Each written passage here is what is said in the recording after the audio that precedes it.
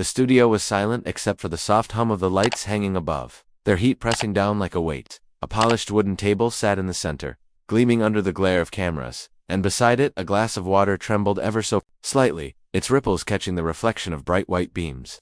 Jane Fonda adjusted her mic with steady fingers, a perfect smile fixed on her face. But behind that smile was a flicker of unease. She didn't let anyone see. She had done this 1,000 times, sat across from guests, asked questions, controlled the tone, but today felt different. Across from her sat Ibrahim Traoré, calm and upright, his presence quiet yet commanding. There was no flash in his eyes, no arrogance, just a stillness that made people pay attention without realizing why. Jane introduced him to the audience, in her smooth, familiar voice, but the way she said his name carried a hint of dismissal, as if he were another voice in the endless noise of activism. Her words lingered in the air like perfume, sweet but sharp. She leaned forward slightly, smile unbroken, and asked, "You've been quite vocal about changing systems.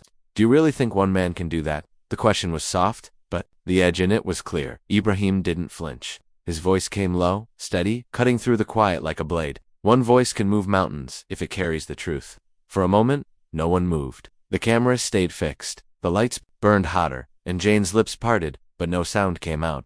The silence spoke louder than any question. Then she blinked, gathered herself, and fired the next question, one that would strike at the heart of the fight for justice. The storm had begun. The air in the studio grew heavier as the talk moved past polite introductions.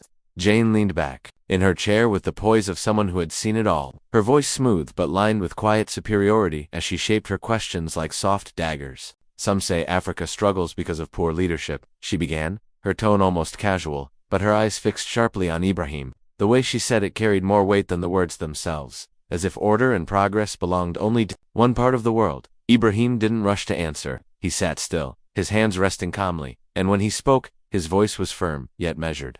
"Leadership is not chaos," he said. "It is people trying to live with dignity when others take what keeps them alive." Jane tilted her head, lips curling into something between a smile and a challenge. "But don't you think democracy works best our way?" The words floated like a test, sweet on the surface, bitter underneath.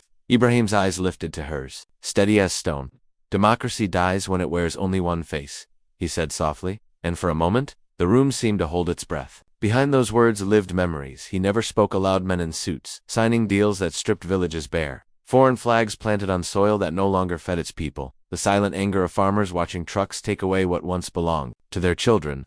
He remembered nights when his people lined up for water while rivers bled into pipes for someone else's wealth. The cameras clicked quietly in the background, and someone near the lights whispered, "He's bold," thinking no one would hear. Jane heard, her smile faltered, the smallest crack in a wall that had stood for decades. Ibrahim spoke again, his voice carrying stories without naming them, about dignity, about how systems built for profit left entire nations crawling while others soared. Jane's fingers tapped against the table, a nervous rhythm she didn't notice. And for the first time, her confidence felt thin. She looked at him, trying to frame the next question, but found herself hesitating. When it came, it wasn't soft. "Do you think people like me are part of the problem?" The words landed like a stone in water, sending ripples that would not stop. Ibrahim said nothing at first. He just looked at her, calm as before, and the silence spoke louder than any answer. The studio felt tighter now, as if the walls themselves were listening. Jane sat with her chin lifted, but the strength in her posture had started to slip. Ibrahim spoke with the same calm he had held from the start, his words slow and sharp, cutting through years of silence like a blade through glass. "Power is not stolen by the poor," he said, his voice steady as a drumbeat. "It's handed away by those who think they own the world." The sentence hung in the air like smoke, impossible to wave away.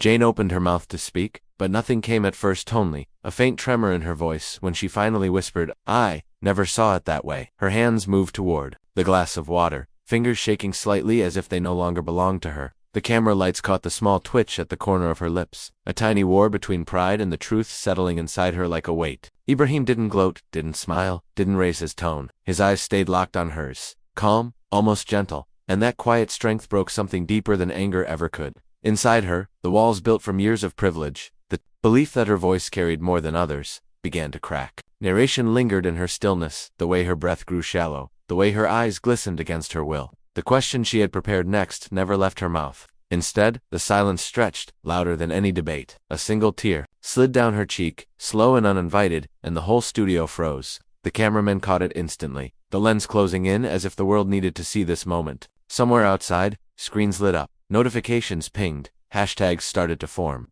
The world was watching, and Jane knew it, but she couldn't stop what was breaking inside. Ibrahim leaned back slightly, his voice calm as ever, softer now, but cutting just the same. When truth stands, he said, no one needs to shout. Those words landed like a closing door, leaving a silence so deep it felt holy. Jane blinked hard, her lips parting as if to speak, but she said nothing. The only sound was the faint hum of the lights and the quiet beat of a world realizing it had just witnessed something it would not forget. The world didn't wait. Before the cameras cooled, the clip spread across screens everywhere. Headlines screamed, timelines filled, and strangers argued in comment sections about power, privilege, and what it meant to really listen. Some called Jane brave for letting her guard down, others dragged her for a lifetime of blind comfort. In living rooms and offices, voices rose as people debated whether one conversation could shake something so old and rooted. Back in her home, Jane sat on the edge of her couch, phone in hand, scrolling through the flood of reactions. Praise burned alongside anger, every word pulling her in two directions. She set the phone down, but the noise stayed in her head. The room was silent except for the ticking of the clock on the wall, each second sharp, slow, pulling her into a truth she could no longer ignore. The sound filled the space like a heartbeat, and in it, she felt the weight of years pressing down. Years where she had spoken without really hearing. Her eyes drifted to the dark window, where her own reflection stared back. No cameras, no lights, just her face and the echo of what was said. The phone rang suddenly, breaking the stillness. She picked it up, voice low. You okay? A friend asked softly. Jane let out a breath she didn't know she was holding. No, she whispered, her eyes closing as a tear slid down her cheek. But maybe that's the point. The line stayed open for a moment, quiet on both ends, before she hung up. Somewhere, across the world, Ibrahim's words were trending, not as noise, but as something people repeated in hushed tones. Dignity is not given. It is recognized. It was printed on screens, spoken in classrooms, murmured in streets. And though change didn't come in waves, it came in ripples that would not stop. The night stretched on, the clock kept ticking, and in that sound lived the truth that one voice, steady and unshaken, had turned a conversation into a crack in the walls of silence.